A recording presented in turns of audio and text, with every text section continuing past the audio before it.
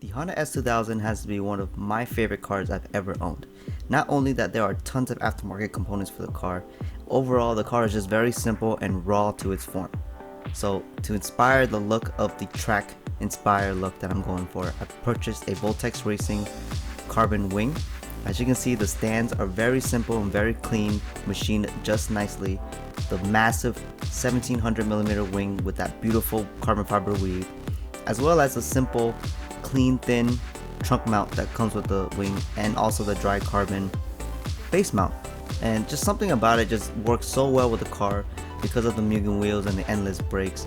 It's just overall this track inspired build has come together, and I'm just very proud to have it paired with a Recaro pole position seat as well as the oiling coilovers.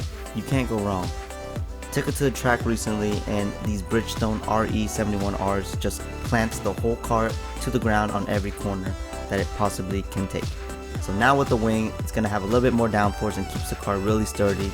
And I'm really happy to take this car to the track next month, and I hope you guys stick around because there's going to be some footage on that event in February, and hopefully this wing does what it's designed to do and keep the car planted to the ground when I take those corners in Apex at Palm Beach International Raceway.